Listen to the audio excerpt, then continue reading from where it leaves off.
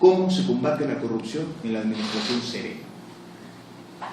Bueno, desde la administración anterior se combate fundamentalmente desde una perspectiva preventiva.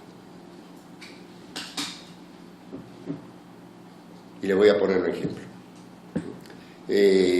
La ley de acceso a la información pública.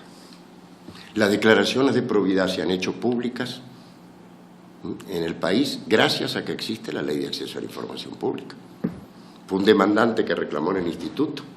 El instituto ordenó que se hicieran públicas y se empezaron a abrir todas. O sea que la transparencia funciona perfectamente como un elemento preventivo de la corrupción. Lo otro, las rendiciones de cuentas. Desde el gobierno anterior, incluyendo todas las instancias del Ejecutivo y todos los titulares sin excepción rinden cuentas por lo menos una vez al año. Y hoy estamos trabajando con que rindan cuentas cuando hay problemas. Porque el problema nunca está en lo general, está en lo particular. Por ejemplo, vimos que el Registro Nacional de las Personas Naturales rendirá cuentas en torno a aquel conflicto de la empresa alemana y si iba a prorrogar o no el contrato. Hicieron una rendición de cuentas específica. También cuando se dio el problema de CEPA, ¿no? Hicimos dos cosas. Vimos de que hubiera una conferencia de prensa y una rendición de cuentas. Y ahí, adicionalmente, por solicitud de ellos, hicimos un apoyo a la auditoría interna de revisión y encontramos que habría 6.000 y pico de dólares gastados en alcohol, en bebidas alcohólicas, y recomendamos que ese dinero se devolviera, y se devolvió. Ahora. Y lo otro es, en esta red de auditores internos, monitoreamos las observaciones también de la Corte de Cuentas. A eso quería ver cómo funciona, porque me queda claro la lógica de que entre más transparencia e incluso entre más participación ciudadana, uno pensaría que el control es mayor. Y hay más control social. Disuasivos o preventivos de la corrupción. Sin duda. Pero no basta. ¿Cómo hacen ustedes para detectar que en una institución, en un órgano tan grande como el órgano ejecutivo, cómo se detecta una corrupción, cómo se le puede dar seguimiento y si eso le corresponde a esta secretaría o no? A ver, en realidad le corresponde a todo el mundo en su propia institución. Nosotros tomamos en cuenta básicamente tres fuentes: los auditores internos, los avisos de la ciudadanía y los medios de comunicación. Por aquello de que cuando el río suena, posiblemente piedras trae. Usted me dijo en su momento que auditores internos hay casi más del 90% sí. de las instituciones del Estado. Estoy claro en eso.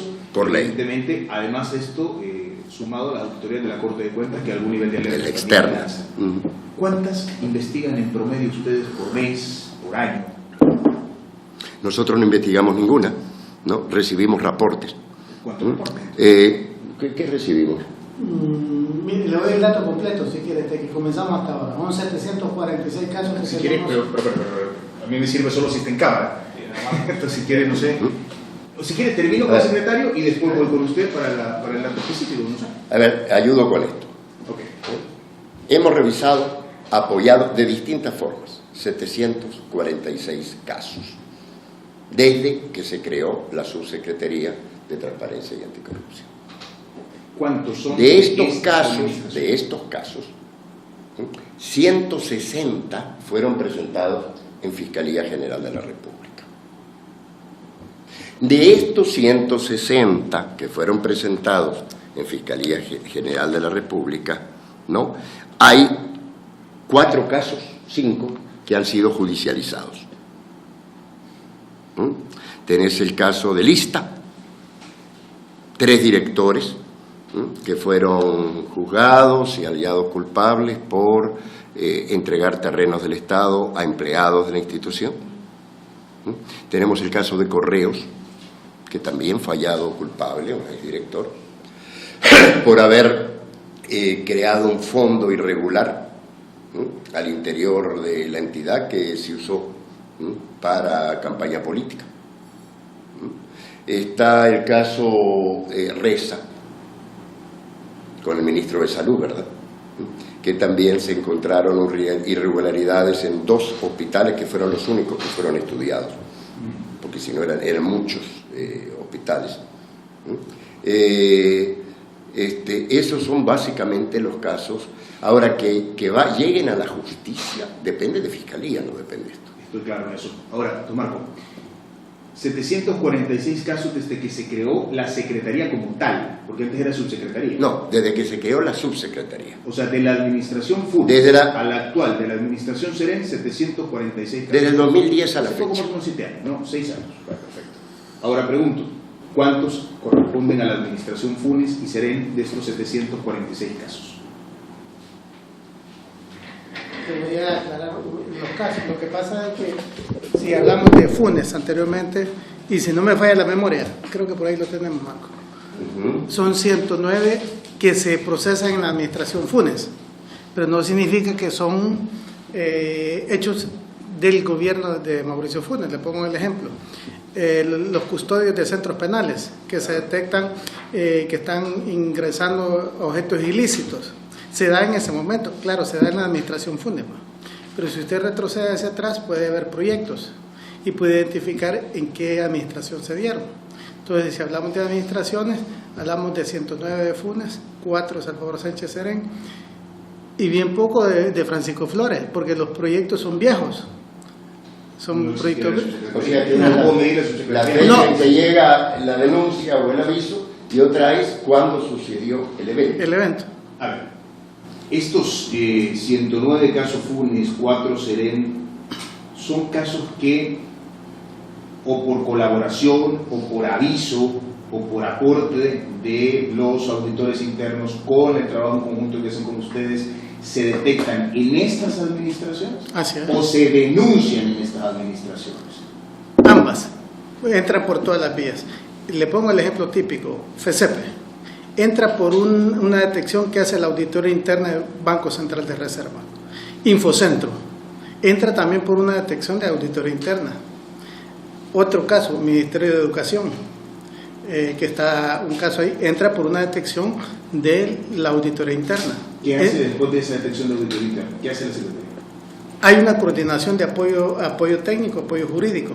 Ellos, acuérdense que el auditor no es un abogado, pero encuentra indicios que algo está mal ahí. Entonces nosotros entramos a darle un apoyo técnico, a asesorarlos y buscar la vía más adecuada. Ahí entramos y asesoramos a la institución para que ese hecho se llegue a configurar en un indicio de un delito penal. Y sugerimos a la institución que suba el caso a la Fiscalía. Nunca entramos al margen de la auditoría interna o de la institucionalidad de cada entidad. No somos el SAR anticorrupción ni nada por el estilo.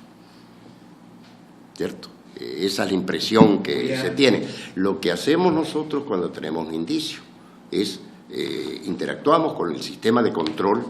A ver, lo realmente preocupante no es muchas veces lo que sucede, sino cómo se permitió que pasara. ¿Por qué no funciona el sistema?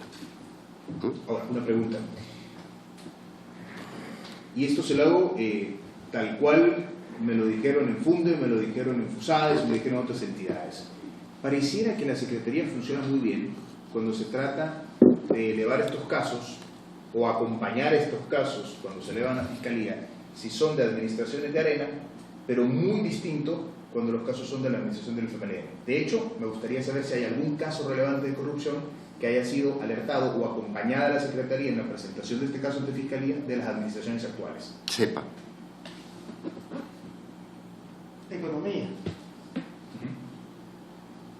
¿Economía? Economía, el caso del director jurídico. ¿Qué pasó? Perdón. Hay hubo un conflicto laboral, famoso. salieron los artículos del Faro. Ahora, la pregunta la devuelvo de esta forma. ¿Cuántos avisos recibió esta Secretaría de FUNDE o de FUSADES? Ninguno. ¿Y ese error de ellos? O sea, nosotros no tenemos la bola de cristal. Y realmente este proceso comenzó en el 2010.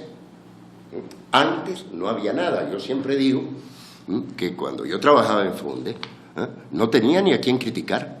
Simplemente no había oficina donde llegar. El punto no tenía nada que ver con el gobierno. Y en aquel momento ni FUNDE ni FUSADES decían nada.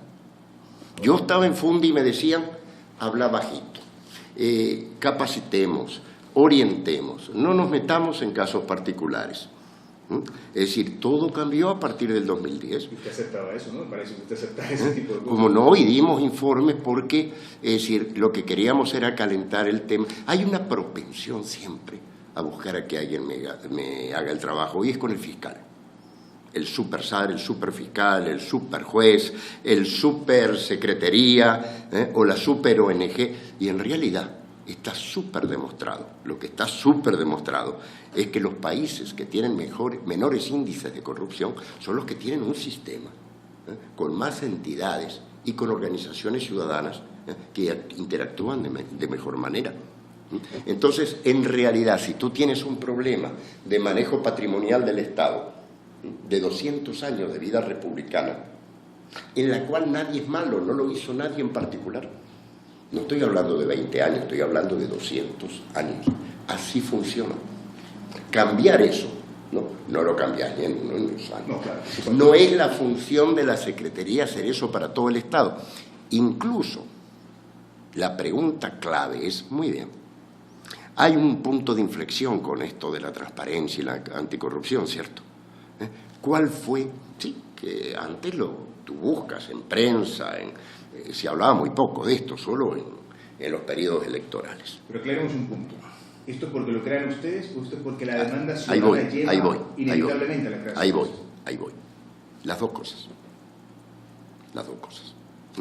A ver, ¿cuál es la primera instancia de gobierno que da una señal de cambio a favor de la transparencia y la lucha contra la corrupción? Y que toma medidas específicas de tipo institucional. El gobierno, en el 2009. La Corte de Justicia llega con los casos de probidad y Fiscalía llega hasta hoy. Corte de Cuentas, habría que ver cuándo llegó, pero la primera institución de Estado que levanta la bandera de la lucha contra la corrupción y la transparencia es el Gobierno Nacional y lo que fue la subsecretaría. Entonces, lógicamente, fíjate, una muchacha del PNUD hizo un estudio y llegó a la conclusión, rápida, ¿no? Si alguien estudia Derecho, rápido lo ve, que legalmente la instancia que tiene menos poder jurídico para actuar en este campo es la Secretaría. Sin embargo, ¿por qué se volvió tan famosa? Porque fue la primera y la única, hombre. Y voy a dar un dato. ¿Qué seguimiento tuvieron estos 109 casos y estos 4 de Serén? Es decir, ¿se continúa una investigación a nivel interno, más allá de lo que hace la Fiscalía o que le corresponde a la Fiscalía? Digo, porque si usted detecta en mi unidad un caso de corrupción, pues que se judicialice y se siga el proceso, ¿no? Pero me imagino que habrá, además, ya que usted es un órgano asesor y colaborador, algún tipo de limpieza o de investigación más a fondo, de decir más responsabilidades administrativas, tal vez no tanto penales. ¿Se hace eso? ¿Qué hace el gobierno en la corrupción? Fíjese que hay un dato bien importante. Cuando Marcos y su servidor llegamos a la Secretaría, Marcos llega en septiembre del 2009 y yo llego en octubre. Lo primero que nosotros le decimos a Marcos, mire, secretario, subsecretario, hay una enfermedad dentro del Estado.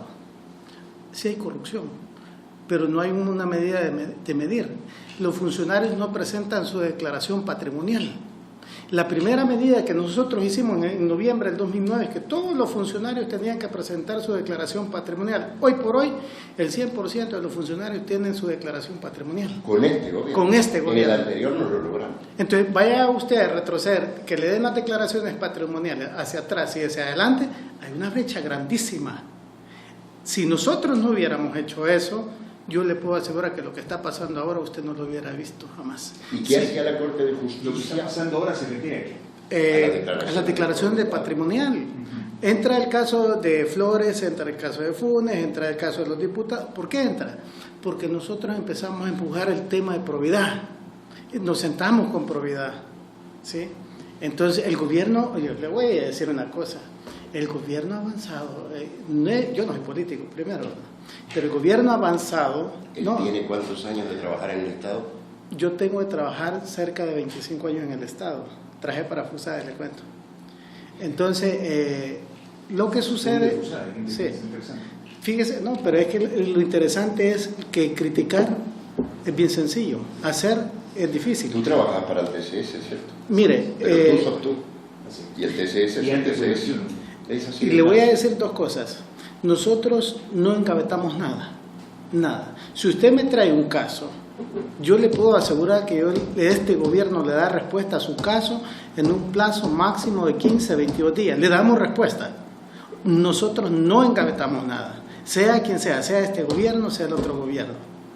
Lo hemos hecho siempre. Te voy a dar un caso difícil a propósito de las críticas. Nosotros trabajamos el caso FCP, el caso Infocentro, los apoyamos en los términos que expliqué. Pero también, cuando el difunto diputado Valiente pidió a la CEL información sobre el caso Chaparral, y la CEL se lo negó, y hubo un pleito ahí en el instituto, nosotros personalmente, con autorización del presidente, dijimos, entregué esta información, y yo fui, porque ahí llegó el TCS, personalmente, a verificar que se entregó la información al diputado Valiente en su carácter de ciudadano, aunque todo el mundo sabía que el hombre es del Partido Arena. Y lo primero que hizo el diputado cuando recibió los papeles fue preguntar, ¿hay alguna firma de Funes? ¿Cierto? Pero independientemente de la intención y el momento, él tenía derecho a tener esa información y se la entregó. ¿Qué contesta a dos críticas puntuales? Una, usted ha mencionado que más del 93%, si no estoy equivocado en el dato, 93% de las solicitudes de acceso a la información pública son respondidas, ¿no? Sí. A ver, en realidad, respondidas son todas. Ok, entonces son entregadas. Okay. Entonces, los datos son estos, ¿no? Todas son respondidas, salvo que la persona no vuelva a pedir de estas, un 1%, menos de un 1%, te voy a decir, es exactamente en este momento el 0.7% se deniega por reserva. El 1.2% se entrega de forma parcial. Pero permítame, que es importante. Este 0.7% o esta otra parte, 1.2 o 0.3 que me acaba de mencionar, que se entrega de forma parcial, ¿es lo que implica la información más sensible? ¿Es lo que implica, por ejemplo, los viajes de Funes? ¿Es lo que implica, por ejemplo, los temas que son políticamente más inconvenientes? No necesariamente. No necesariamente. Incluso tú puedes verificar, porque en el caso particular de Capres y de casi todas las instituciones, publicamos las respuestas. Y cuando decimos esta información está reservada, subimos a la web la respuesta. Quiere decir que si alguien se toma el trabajo de entrar y verificar los motivos por el cual se rechaza, y que lo puede ver en la web. Que algunos de los cuales fueron inicialmente revocados, como el caso, por ejemplo, de la reserva, alegando seguridad. ¿El de? Viajes, por ejemplo. No. A ver, un jurista te dice, alguien que estudió Derecho, vos podés perder un pleito. No quiere decir que no tengas razón.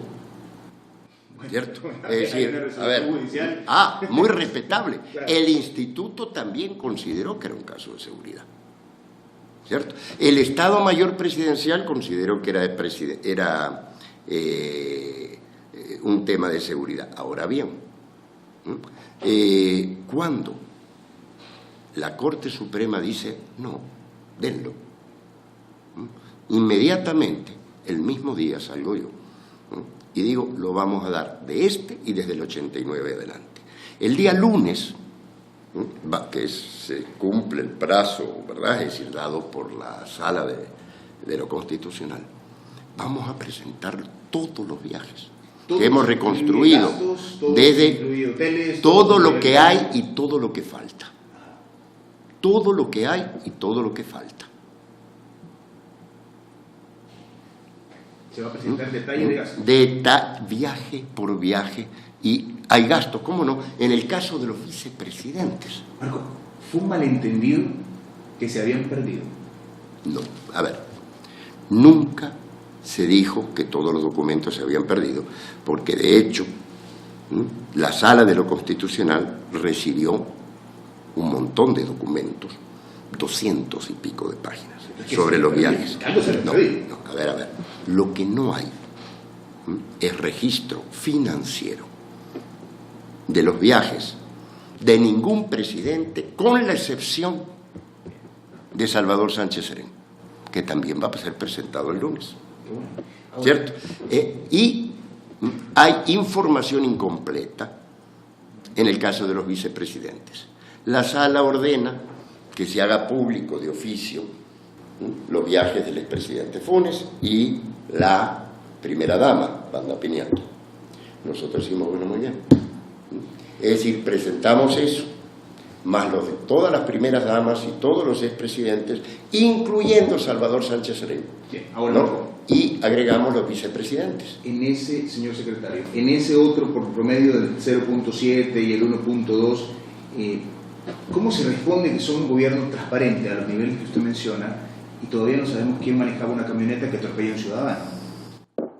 Muy simple. Tú puedes revisar los archivos de TCS y la fiscal del caso dijo, este caso es reservado, la información del caso es reservada. Puedes revisar los programas de entrevistas de otros programas, no de TCS, ahí no me vas a encontrar últimamente. Y yo dije claramente, ¿no? Esto ameritaba un comunicado el mismo 1 de mayo. ¿Por qué? Porque la reserva devenía de la importancia del carro. Y la importancia del carro te obliga a aclarar qué pasó. ¿Cierto? Entonces yo lo dije claramente desde el primer momento. Esto ameritaba un comunicado aclaratorio. 2. Pero no se dio. Una vez no se dio. ¿Por qué? Temor, desconfianza. ¿Cierto? Nunca se dio en el pasado. Es decir, yo si hubiera tenido la oportunidad, digo, hagamos eso y hagámoslo ya. Así como dice, bueno, hay que hacer públicos los viajes, hagámoslos todos, hombre. No, perfecto. Ahora, ¿cierto? Es decir, en realidad... En el pasado, Marco, eso pareciera que si se hizo mal, pues entonces no importa que se hagan menos mal. No. Es un poco la lógica. Acá hay dos cosas importantes, yo también hasta lo he tuiteado. Que algo se haga mal en el pasado puede explicar, pero no justificar que se haga en el presente. Primer punto. Segundo, quienes nada dijeron en el pasado también deben explicar por qué guardaron silencio. Las dos cosas son independientemente ciertas, no son vinculantes entre sí. ¿Cierto? Nadie puede ampararse en que algo se hizo mal para justificar, pero sí puede explicar. Tú me dices, bueno, ¿qué pasó con los viajes? Y yo te respondo, era una política de Estado. Así se aplicó hasta el presidente Sánchez Serén. No se registran los gastos financieros de los presidentes ni los detalles de su viaje por razones de seguridad. Realmente incluso no recuerdo yo recuerdo periodistas que aparecen en fotografía que también vamos a presentar, acompañando las comitivas presidenciales, pero no conozco ningún periodista que preguntara sobre los viajes en aquella época. ¿Cierto? Ninguno. Entonces, es decir, ¿hoy es público? Sí. Marco, pero hay un punto importante. ¿Quién es el obligado? ¿Quién es el que usa fondos públicos?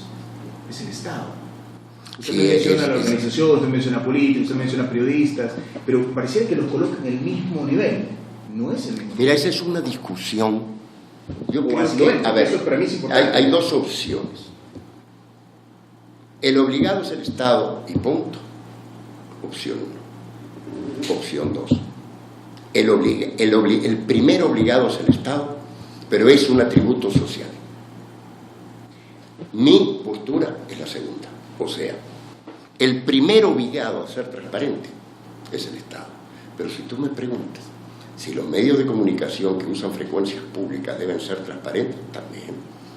Y las ONG que usan recursos generalmente de cooperación y de impuestos de este país o de otro, deben ser transparentes, también. Y si uno no es transparente, el otro tampoco. Y la universidad, no. Y la Universidad Nacional debe ser transparente, sí. Y las privadas que trabajan en educación deben ser transparentes, también. Así que el plantear ¿qué le contesta, Marco, a quienes aseguran que usted utiliza la Secretaría con fin político?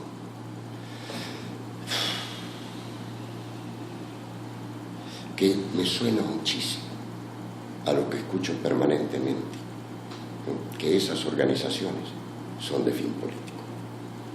Yo he escuchado hasta el cansancio que Aliados para la Democracia, Funde actualmente, FOSADES, TDJ, son parte de un andamiaje de derecha atacando al gobierno. Pero no lo pagan los impuestos de los ciudadanos. Lo pagan, lo pagan, se paga de recursos de cooperación que alguien paga en algún momento, ¿cierto? El punto es, ¿no? El señalar, a ver, el punto es, yo no entiendo cuál es la crítica, es decir, yo trabajo con fin político. ¿Conoces tú algún gobierno que no tenga? Pregunta para que me entienda. Yo le digo, ¿qué le contesta a quienes aseguran? Le contesto dos cosas. En primer lugar, no conozco ningún gobierno del mundo que no tenga un fin político. Si usted me pudiera probar y decir, este gobierno no ha tenido fin político, yo lo felicito. Pero acá voy con gobiernos de arena, del frente, de Japón, de Estados Unidos, de Francia. No conozco ningún gobierno que no tenga un fin político. Segundo, cuando hablamos de intereses políticos, de intencionalidades políticas, ¿cierto? Muchos de los que esto dicen son también acusados de que no trabajan por la transparencia, sino con intencionalidad política y que pasaron callados toda la vida hasta ahora. Pero no, ¿cierto?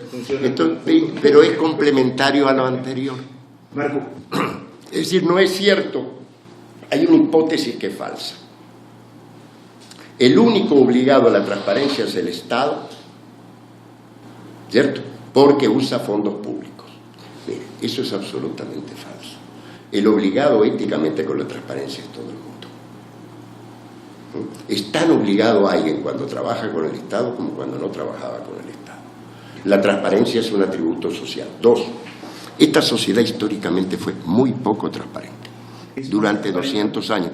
Hombre, es tan obvio que hay un montón de problemas que se taparon durante 200 años. Sí, la pregunta es... Que un periodista perdí. Bueno, no estaríamos en esta entrevista. Marco, el tema tiene una dimensión. Entonces, hay una discusión aquí que entonces tú planteabas, bueno, esto es por la presión social. Entonces yo te digo, mira qué raro, en cuanto a demandas de información y respuesta, no es lo mismo en Nicaragua, en Guatemala, en Honduras que en El Salvador. En cuanto a la calidad de la ley, no es lo mismo en los otros países. Entonces, si el fenómeno es global... ¿Debe reformarse la ley, Marco? Yo creo que puede reformar. Toda ley amerita ajustes. Toda ley amerita ajustes. Esta ley no considero que esté demostrando más fallas que otras leyes, pero nosotros vamos en una semana a abrir un espacio para discutir el reglamento, que sí tiene fecha, al mes de diciembre, y posiblemente se van a discutir fallas de la ley. ¿En qué sentido? Bueno, toda ley. No, pero no va a reformar toda la ley. Usted está hablando del reglamento. ¿Qué quiere cambiar del reglamento? El reglamento. A ver, el reglamento tuvo objeciones de la Sala de lo Constitucional que deben ser reformadas. Sí, porque limitaba derechos que establecía la ley. No, exacto. Porque un reglamento no se puede contradecir con la letra de la ley. Entonces, eso va de... Y de paso, vamos a someter también públicamente el reglamento, que ya es público, pero amerita discutirse. Vamos a invitar al Instituto de Acceso a la Información. Lo vamos a hacer nosotros porque nos compete por ley. El reglamento le compete al presidente de la República, y también el presidente de la República tiene iniciativa de ley. Entonces, en lo que tiene que ver con la Ley de Acceso a la Información Pública. Entonces, ahí van a salir cuáles son las cosas que se pueden cambiar, pero sigue siendo, al día de hoy, una de las mejores leyes del mundo. Te quiero decir una cosa, el instituto que ordenó que se presentaran las declaraciones de probidad es el único instituto en todas las leyes del mundo que se nombra sobre base de ternas de la sociedad civil. Y déjeme cerrar con una pregunta, señor secretario, que me parece muy importante. Usted me ha hablado, y gracias porque he entendido cómo funciona la verdad que me he informado mucho más, le agradezco mucho la apertura, le haber mostrado las instalaciones, el aceptar la entrevista. Nos gustó también a nosotros, no lo tenemos, no sé, porque no trabajo en frente a frente, pero nosotros tuvimos que hacer gestiones en más de 4 ocasiones, pero gracias por atendernos hoy, su agenda es complicada, lo entiendo. La pregunta a la que quiero llegar es, en la lógica de que usted me dijo que todo gobierno es político, ¿no hay o no ve usted una contradicción entre un discurso a favor de la transparencia, de la lucha contra la corrupción, de estos más de 700 casos presentados, de estos más de 110, 112 presentados en las administraciones Serena y Funes, con el hecho de que el partido de gobierno recomiende a un investigado por enriquecimiento ilícito judicialmente y otro investigado además por la Fiscalía por delitos relacionados a la corrupción que se asile en Nicaragua? Yo digo que lucho contra la corrupción y a un señalado le digo, pero ya quédate mejor. A ver, pongamos orden en esto. Yo soy un secretario del presidente y del gobierno. Claro. La opinión del gobierno ya fue expresada por el secretario de Comunicaciones. De anticorrupción. Exacto. El secretario de Comunicaciones y el secretario de Anticorrupción rara vez emite juicio sobre lo que dicen los partidos políticos. También me puede buscar en archivos, no me va a encontrar. Yo soy de las personas más medidas, creo incluso que otros titulares que están llegando y que felizmente comienzan a actuar son más expresivos de lo que soy yo en términos de juicios de valor. Yo lo que digo permanentemente, ¿no?, es: este caso fue estudiado, fue presentado, está en la Fiscalía debe responder. Ya, si alguien decide que su honor está afectado y me demanda, eso es otra cuestión, ¿cierto? Pero usted estudia cuáles son mis declaraciones y siempre han sido medidas. Ahora, que lógicamente defiendo lo hecho por el gobierno. En materia de transparencia y anticorrupción, sería ilógico que no lo hiciera. ¿Reconozco que hay problemas? Claro que reconozco que hay problemas. Cuando usted quiere medir el avance de algo, tiene 2 formas de medirlo. Lo del vaso medio lleno, medio vacío. Es decir, usted puede decir, bueno, ¿cuánto le falta para estar lleno? Lo que es muy subjetivo, porque cada uno tiene su propio concepto de cuál es el óptimo. Y el otro es cuánto ha avanzado desde el punto de partida. Y termino con esto. Ninguna institución ni persona puede fundamentar lo que avanzamos en transparencia y anticorrupción desde el gobierno comparado con nuestro punto de partida, por supuesto, que era 0. Por supuesto. ¿Cierto? Preguntarse por qué era 0. Insisto a esto, señor secretario, y no voy a hacerlo más, o sea, ya me dejó claro ese punto, pero tengo que hacer la pregunta. Al secretario, entre otras funciones anticorrupción del gobierno de la República, ¿qué le parece que el partido de gobierno recomendara a un investigado por corrupción que así asilara? Al secretario de Participación, Transparencia y Anticorrupción, el secretario de Transparencia y Anticorrupción y de Participación del Gobierno considera que no le corresponde pronunciarse sobre la declaración de ningún partido político. Certifica que nunca lo ha hecho con respecto a otros partidos políticos y que no lo tiene por qué hacer con respecto al partido político que apoya al gobierno. Sí me ha escuchado criticar a Arena, Marco, en más de alguna ocasión. Y Una cosa en entrevistas de radio. Una cosa es criticar a Arena y el periodo Arena. Otra es reaccionar. ¿No opina sobre partidos políticos? Te puedo decir, no se pronuncia sobre declaraciones de partido político. Te voy a dar un caso. Pero sí pronunció. Cuando el señor Velado dice... Usted me criticó en el radio, en la 102.9, en una entrevista, la postura de Arena defendiendo a Flores. Usted lo dijo. Está grabado. Me lo dijo a mí, yo lo entrevisté. Bueno, búsquela. Es decir, a ver, honestamente, bueno, claro. Arena defendió a Flores, ¿sí o no? Es una opinión que no puedo darle yo. El FMLN defiende a Funes, ¿sí o no? Usted me lo acaba de decir. Yo no soy el secretario, yo soy periodista. Lo que le quiero decir es que eso es natural en el ámbito político, pero que yo no soy representante, ¿cierto?, del FMLN para pronunciarme en ese aspecto. No, pero eso no se lo pregunto. Entonces, yo se lo pregunto como secretario de corrupción. No, yo creo que como secretario de Anticorrupción no tengo ningún pronunciamiento que hacer con respecto al punto. Lo que sí puedo decir, a ver, hay algo que he dicho en varias oportunidades y que quiero resaltar. La lucha contra la corrupción no se da ni en el paraíso ni en el limbo, sino en la tierra. En el medio de una lucha política feroz, en una sociedad muy polarizada políticamente. Aquí en El Salvador, en España es igual, en Argentina es igual, en Brasil es igual y en Estados Unidos es igual. Va, dos. No, espera. Dos. Eso significa que la gente, según sus simpatías, va a exigir con mucho más énfasis la cabeza del que no quiere. Es probable que haya sesgos y persecución política en cualquier caso, sí.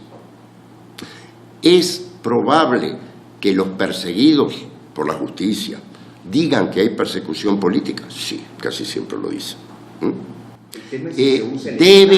Deben las personas que deben rendir cuentas a la justicia, ¿no? Y a la ciudadanía, no solo a la justicia. ¿Rendir cuentas? Sí. ¿Debe rendir cuentas Mauricio Funes? Sí. ¿Debe rendir cuentas Arena por los 10 o 15 millones de Taiwán? Sí. ¿Debe rendir cuentas Calderón Sol? Sí. ¿Y Cristiani? También. Es decir, nadie está sobre la ley. ¿Debe rendir cuentas el magistrado de la Corte? También. ¿Debe rendir cuentas Marcos Rodríguez por sus declaraciones? También. No rinde cuentas el culpable, rinde cuentas el funcionario público que debe justificar y dar explicaciones por sus comportamientos.